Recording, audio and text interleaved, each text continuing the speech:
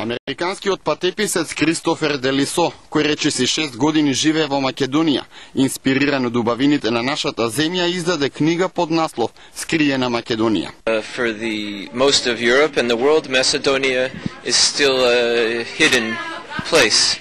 For me living here, it's not hidden, but for the people who read it in the outside world, they will be very interested to open the book to know what is this thing that is so hidden and what is it that is so interesting.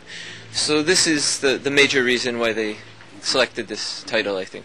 Во книгата тој представува едно негово патување околу Охридското и Преспанското езеро низ Македонија, Грција и Албанија, откривајќи го секојдневниот живот на народот од овие погранични места, како и длабоките историски рани на регионот. Во книгата Делисо овој дел од Македонија го представува како највозбудливо подрачје во Европа, кое се уште не му е познато на Западот. Of course, it's one of the most beautiful countries, and specifically because it is so small and it has so many different things for people to see. You have the lakes, the mountains, the rivers, the historical sites.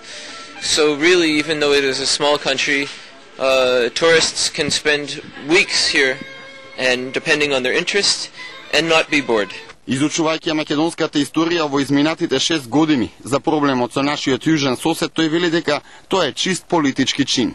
So I think, first of all, I don't think this problem would really exist if there was more bilateral cooperation among regular people, not so much among politicians. На утрешното отворање на сајмот на книга во Матица Македонска, Делисо ќе подпишува книги за читателите од 13 до 14 часот. Клубот Матица најавува дека ќе работи и во текот на викендот.